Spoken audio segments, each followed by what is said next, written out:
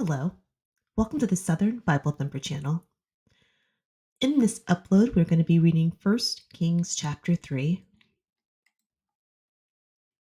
And Solomon made affinity with Pharaoh, king of Egypt, and took Pharaoh's daughter and brought her into the city of David until he had made an end of building his own house and the house of the Lord and the wall of Jerusalem round about. Only the people sacrificed in high places, because there was no house built unto the name of the Lord until those days. And Solomon loved the Lord, walking in the statutes of David his father. Only he sacrificed and burnt incense in high places. And the king went to Gibeon to sacrifice there, for that was the great high place. 1,000 burnt offerings did Solomon offer upon that altar. In Gibeon, the Lord appeared to Solomon in a dream by night, and God said, Ask what I shall give thee. And Solomon said, Thou hast shewed unto thy servant David my father great mercy, according as he walks before thee in truth and in righteousness, and in uprightness of heart with thee. And thou hast kept for him this great kindness, that thou hast given him a son to sit on his throne, as it is this day. And now, O Lord my God, thou hast made thy servant king instead of David my father. And I am but a little child. I know not how to go out or come in. And thy servant is in the midst of thy people, which thou hast chosen, a great people that cannot be numbered nor counted for multitude. Give therefore thy servant an understanding heart to judge thy people, that I may discern between good and bad. For who is able to judge this, thy so great a people? And the speech pleased the Lord, that Solomon had asked this thing. And God said unto him, Because thou hast asked this thing, and hast not asked for thyself long life, neither hast asked riches for thyself, nor hast asked the life of thine enemies, but hast asked for thyself understanding to discern judgment. Behold, I have done according to thy words. Lo, I have given thee a wise and an understanding heart, so that there was none like thee before thee, neither after thee shall any arise like unto thee. And I have also given thee that which thou hast not asked, both riches and honor, so that there shall not be any among the kings like unto thee all thy days. And if thou wilt walk in my ways to keep my statutes and my commandments, as thy father David did walk, then I will lengthen thy days. And Solomon awoke, and behold, it was a dream. And he came to Jerusalem, and stood before the ark of the covenant of the Lord, and offered up burnt offerings, and offered peace offerings, and made a feast to all his servants. Then came there two women that were harlots unto the king, and stood before him. And the one woman said, O my lord, I and this woman dwell in one house, and I was delivered of a child with her in the house. And it came to pass the third day after that I was delivered, that this woman was delivered also, and we were together. There was no stranger with us in the house, save we two in the house. And this woman's child died in the night, because she overlaid it. And she arose at midnight, and took my son from beside me, while thine handmaid slept, and laid it in her bosom, and laid her dead child in my bosom. And when I rose in the morning to give my child suck, behold, it was dead. But when I had considered it in the morning, behold, it was not my son, which I did bear. And the other woman said, Nay, but the living is my son, and the dead is thy son. And this said, No, but the dead is thy son, and the living is my son. Thus they spake before the king. Then said the king, The one saith, This is my son that liveth, and thy son is the dead. And the other saith, Nay, but thy son is the dead, and my son is the living. And the king said, Bring me a sword. And they brought a sword before the king. And the king said, Divide the living child in two, and give half to the one and half to the other. Then spake the woman whose the living child was unto the king, for her bowels yearned upon her son. And she said, O my lord, give her the living child, and in no wise slay it. But the other said, Let it be neither mine nor thine, but divide it. Then the king answered and said, Give her the living child, and in no wise slay it. She is the mother thereof. And all Israel heard of the judgment which the king had judged, and they feared the king, for they saw that the wisdom of God was in him to do judgment.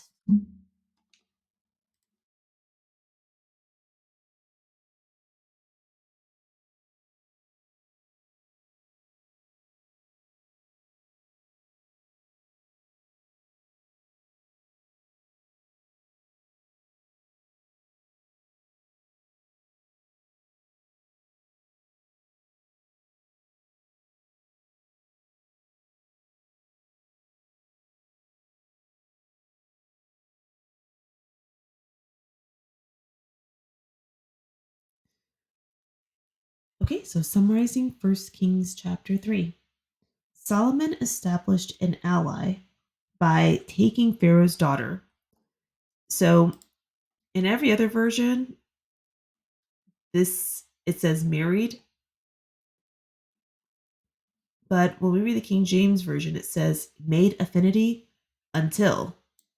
So when I read this, to me, this seemed like this was a temporary arrangement and not necessarily marriage. On top of that, she's not referred to as his wife. So I don't know.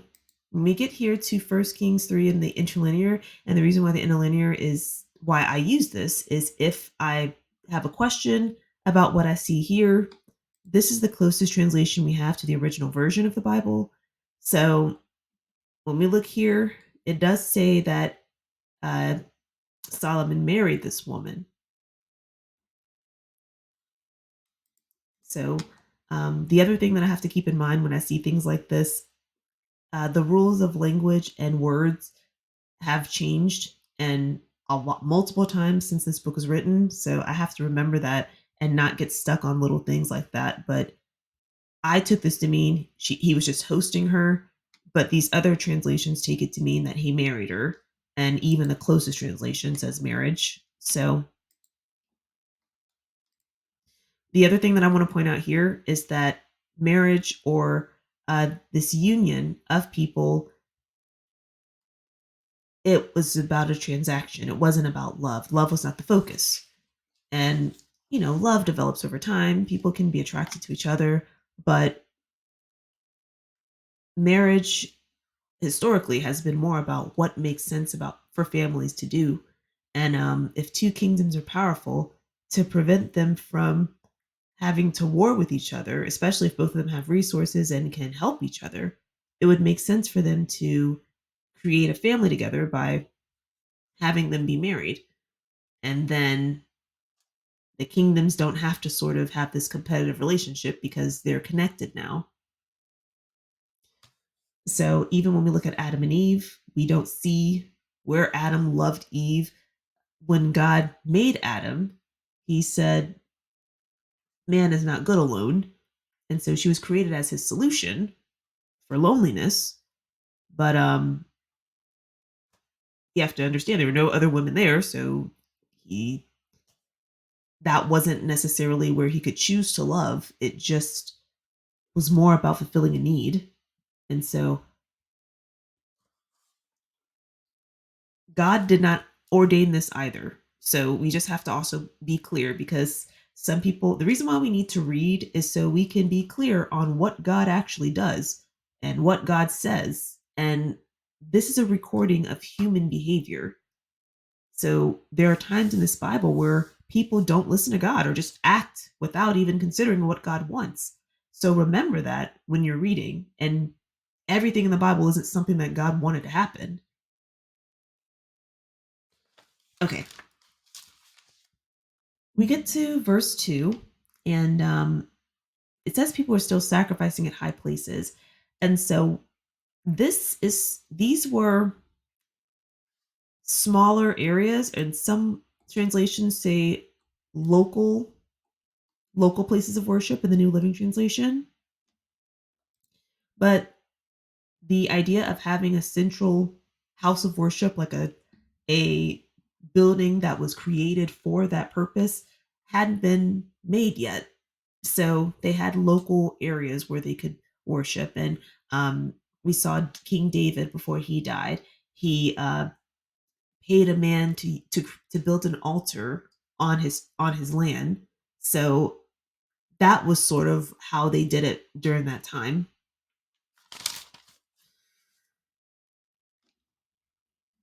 And so it says here that Solomon respected God and loved God,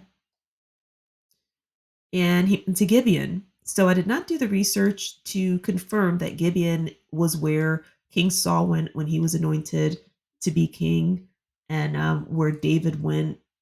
I can't confirm it, but I do think that's where this was. But I did not do the research. Why did I put that out there? I don't know, but Okay, so king went here to offer sacrifices. Solomon made 1,000 burnt offerings. And then in verse 5, God comes to Solomon in a dream. So verses 5 through 9 is going to be talking about this event of him talking to God in his dream. So God says to him, what can I give you to make you happy? And Solomon says, he acknowledges that God was kind to his father. That's the first thing he says. He doesn't just start out, I want, I want. He acknowledges that, God, you were good to my family and you've continued to be kind.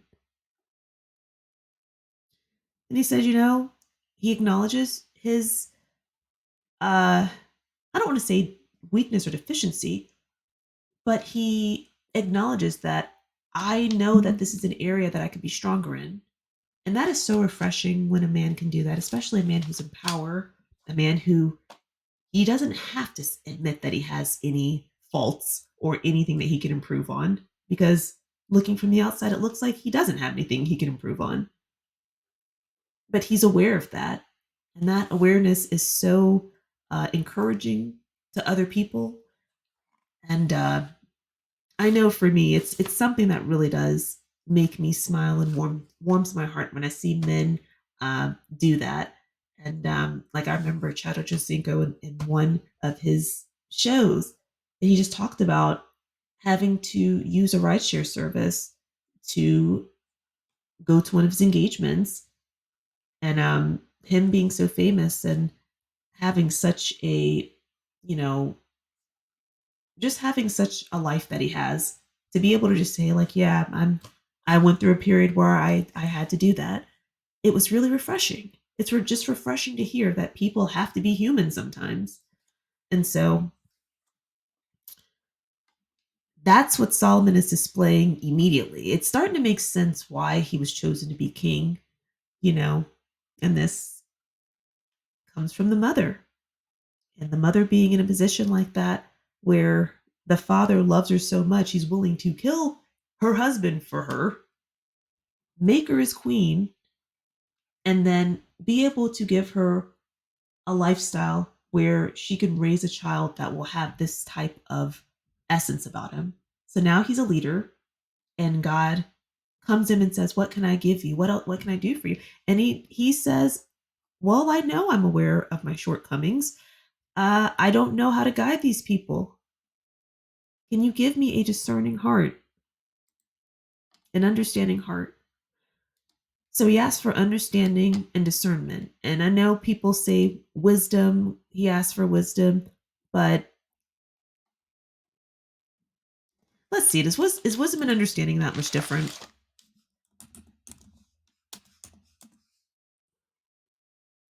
Ability to discern, judgment, knowledge, insight, wisdom. So wisdom is, oh, okay, please forgive me. So wisdom, judgment,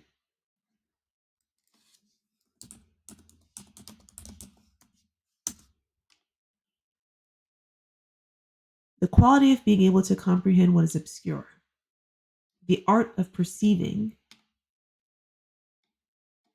So a synonym is insight. And that's the thing about the English language. You can have like several words that mean similar things, but discernment is more about being able to tell things, again, comprehend what is obscure. Wisdom, yes, ability to discern inequalities, but also just being able to make good sense of things, maybe being able to reference or regurgitate information that's already available.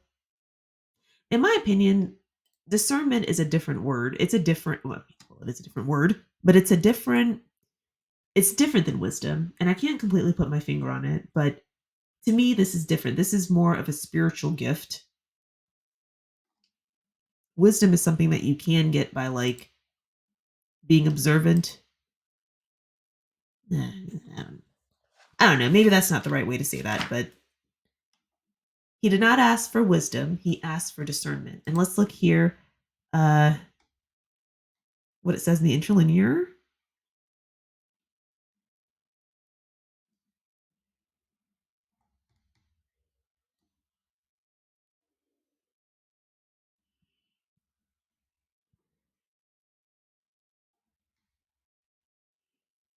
Understanding to judge your people, that I may discern.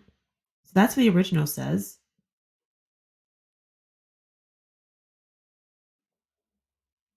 Understanding to judge your people, that I may discern.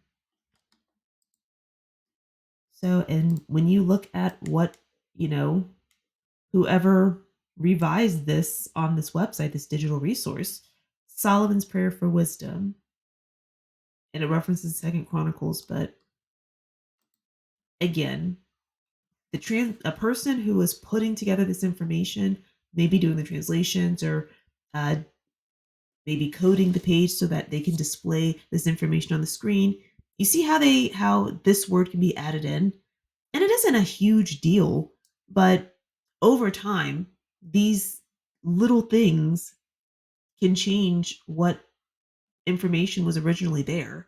And it isn't so much that it's not a huge deal, but why not just use the word that was in the Bible? I guess I just don't understand that. Why, just because you're revising it and translating it, why use a different word? It's just not what was said.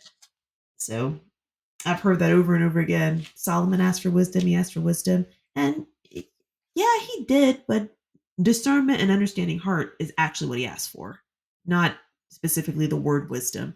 A small semantic thing, but for me, it's like, why can't you just use the word that's there? All right. So, uh, verse 10, God was pleased that Solomon asked for this. And so God says, since you asked for a spiritual gift instead of wealth, and you didn't ask for anything for yourself, you didn't even ask to defeat your enemies. He says, I'll give you what you want, and I'll also give you wealth, honor. There will be no one equal to you. And if you keep my commands, I'll give you a long life. Verse 15, Solomon wakes up. He goes home. He offers God more offerings again, and then he gives a feast for his court. A generous king. That's another thing that I've noticed about men who have wealth. They're usually supporting at least five people. That's another reason why I don't like the idea of eat the rich, billionaires don't get to, you shouldn't have a billionaire. No, we should have billionaires. We should be allowed. People who are working class need to be better people because you have working class people that'll get angry at someone who's working a minimum wage job and on food stamps. Regular people will get mad about giving a homeless person $1 or $5 and hey, don't spend it on drugs, don't spend it all at one place, knowing that you can't even put that in your gas tank to go anywhere. And it would just, for working class people that have experienced so much harshness, it would just seem like more of them would have the attitude of, I just want to give a blessing and not monitor how the blessing is used. And I mean, you expect these billionaires to do it when most people are so jealous of men with money. People are so jealous of them. And they don't really want equality. They just don't want a billionaire to have $1 billion. They don't really care if it helps anyone. They just don't want you to be doing better than them. And so that's just something that I notice. People who are, people, that men tend to be the ones who care for a lot of people at once and really don't get recognized for it. That happens to men a lot. And the ones who do it end up getting bitter sometimes, and the ones who watch other men do it end up saying, that's never going to be me. So it's just something I notice. Generosity. This is people that have money are usually generous with someone, but they don't have to be generous with everyone. If you use your advantages and you go to God for things, you won't need to seek a handout. Okay. Not saying there's anything wrong with getting a handout if you need it, but you just can't live your life that way. You have to You have to hold your own. Everyone does. Okay, so Solomon gives a feast for his court. Then it says two prostitutes came to the king and stood before him. Now, this is something that this is a famous story of the two women who one woman they both lived together. They both of them birth children within a short period of time with each other. One of the children dies, and the other woman, uh, this woman, that child died. She takes the child from the woman whose child is living, and now they're having a disagreement over it. This is another thing about womanhood and about protection. Just these women who are, because I don't judge really, because I have no heaven or hell to send anyone to, so it's none of my business what people do. Just pointing out some things, just pointing out some things that I noticed. Okay, these women are prostitutes, and look at what their living situation is. So you're selling your body for sex, and you have to live in a situation that you get into a situation like this. You don't even have your own living space where you can have a child and your child is protected. And then at the end, the one child, the woman who had lost her child is saying, "Why didn't you just cut the baby in half?" See, verse 26, the woman whose son had died, neither you or I shall have him, cut him in half. That says something about the mentality of women who do this. You don't value anything. Once you get to the point where your body is like that, having a child that comes from you or having it does something to your mind to where you don't value anything and you just don't care. And a lot of times they don't have a calm spirit. They're angry like this woman because when you don't care about nothing, there's no beauty in the world anymore. All you can be is angry and mad and always want to make somebody mad and cause a disruption because that's all you can inhabit now. You've lost all the beauty now. And I do believe sometimes men, when they talk about not wanting to deal with a woman who has a lot of multiple men, it's the mentality that they don't want to deal with. Because once you get to the point where you don't care about anything and you'll just do anything for money, or, first of all, you end up not even getting that much money. You see how Bathsheba was able to become a queen. That's the status that you want. So that when you have a child, even if the child dies, because the man has such an affinity for her and he has the resources, she's still queen. She didn't have to go through that situation. But this woman has to go through this situation because even though she's selling sex, she's doing living how she getting in how she lived. You see how she ended up in a messed up living situation where she can't even have her baby in peace? She got to live around another woman who also doesn't value being a woman, don't value nothing. Oh, just cut the baby in half. Since I can't have it, we don't need to have no baby then.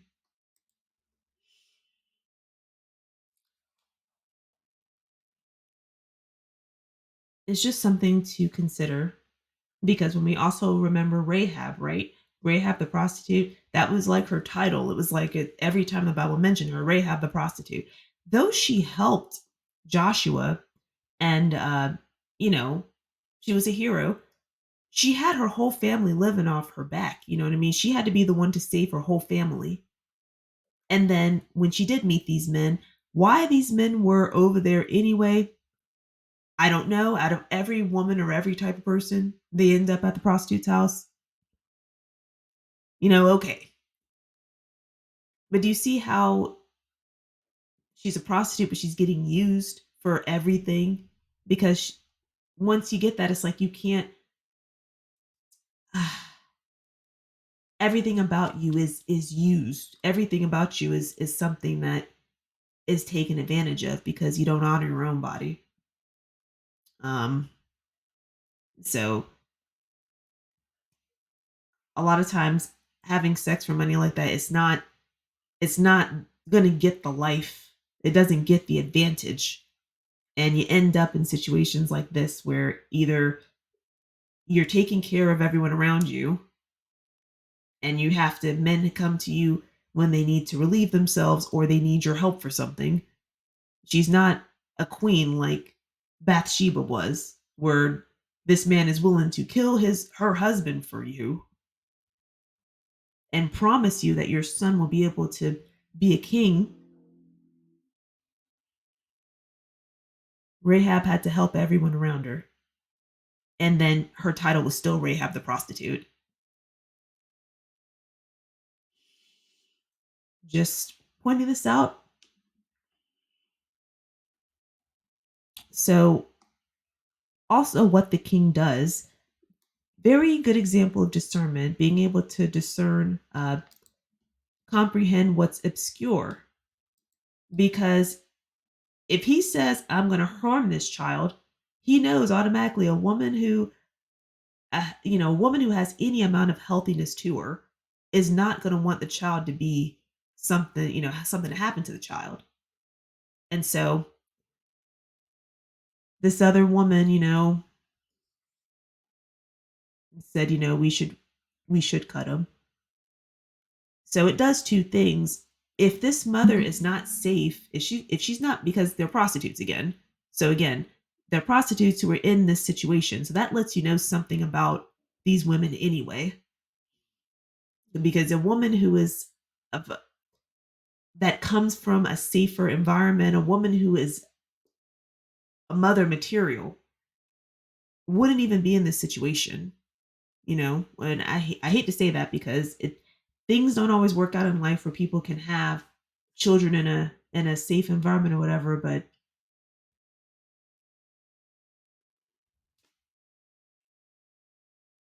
this king has to make a decision based on the information that's presented to him.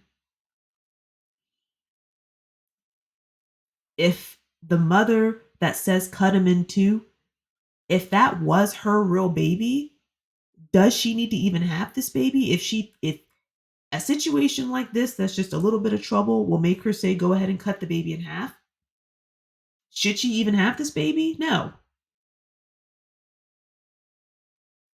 So it does two things. It makes sure that he goes with the woman who has the best mental capacity, because these are two prostitutes who, though they are prostitutes, they still have to live together and be in a situation where they end up like this. And one of them has a mental illness, saying you should cut the baby since this other baby died. Let us both get a piece of the baby. She has mental illness.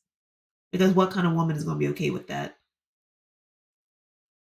Even if it's not your baby, what kind of person is going to be okay with cutting a baby in half? Because you said, oh, well, no, we both have a baby. What? But again, she's a prostitute. So her mindset is nothing really matters no more.